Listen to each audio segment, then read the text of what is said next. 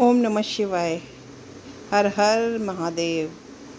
Hello guys, Soni Rathore के morning के mini blog में आपका स्वागत है। मैं स्वस्थ हूँ, मस्त खुश हूँ। आशा करती हूँ आप भी स्वस्थ मस्त और खुश होंगे।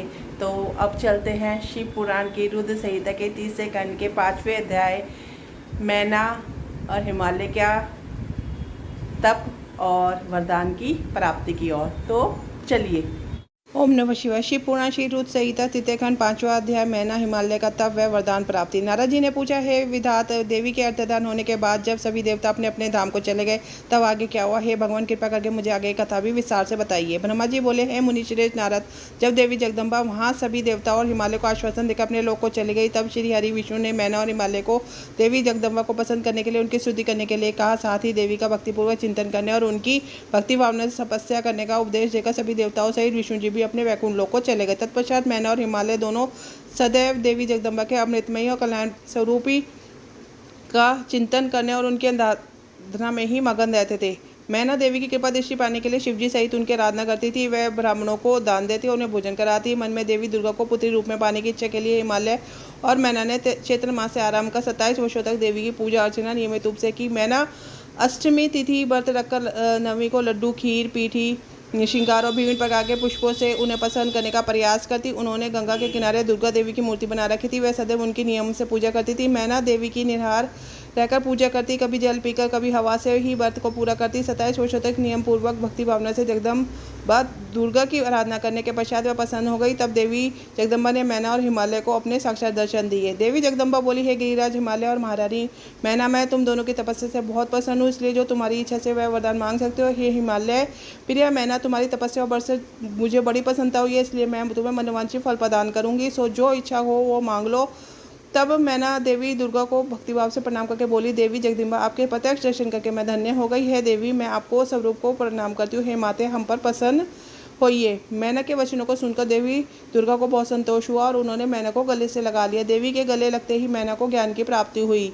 तब वह देवी जगदम्बा से कहने लगी, जगत को धारण करने वाली, लोगों का पालन करने वाली तथा मनोवांछित फलों को देने वाली देवी, मैं आपको प्रणाम करती हूँ। आप ही इस जगत में आनंद का संचार करती है, आप ही माया है, आप ही योग निद्रा है, आप अपने भक्तों के शौक और दुखों को दूर करती हैं, आप ही अपने भक्तों का ज्ञान तक अंधेरे से निकालकर उन्हें ज्ञान रूपी तेज प्रदान करती है। भला मैं तुच्छ स्त्री कैसे आपकी महिमा का वर्णन कर सकती हूँ? आप आकार रहित तथा अदृश्य हैं, आप शाश्वत शक्ति हैं, आप परम योगिनी हैं और इच्छानुसार नारी रूप में धरती पर अवतार लेती हैं। आप ही पृथ्वीलोक पर चारों ओर फैली प्रकृति है। ब्रह्मा के स्वरूप को अपने वश में करने वाली विद्या आप ही हैं। जय जगदम्बा माता, आप मुझ पर प्रसन्न हुई है। आप ही यज्ञ में अग्नि के रूप में प्रज्वलित होती है माता। आप ही सूर्य की किरणों को प्रकाश प्रदान करने वाली शक्ति है। चंद्रमा की शीतलता भी आप ही हैं। ऐसी महान और मंगलकारी देवी जगदम्बा का मैं स्तवन करती हूँ। हे माते, मैं वंदना करती हूँ। संपूर्ण जगत का पालन करने वाली और जगत का कल्याण करने वाली शक्ति भी आप ही हैं।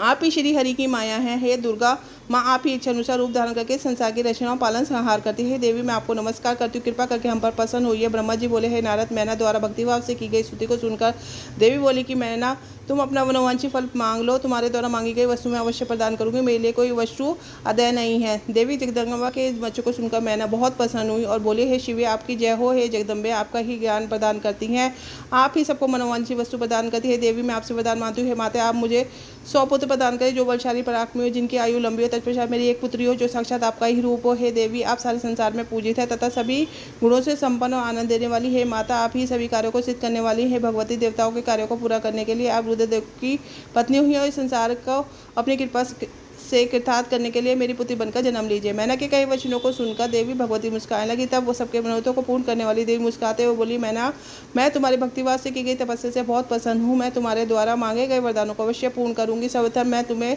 100 बलशाली पुत्रों की माता होने का वरदान प्रदान करती हूँ। उनसे 100 पुत्रों में से सबसे पहले जन्म लेने वाले पुत्र सबसे अधिक शक्तिशाली और बलशाली होकर तत्पश्चात मैं स्वयं तुम्हारी पुत्री के रूप में तुम्हारे घर से जन्म लूंगी। तब वह देवताओं के हित का कल्याण करूंगी।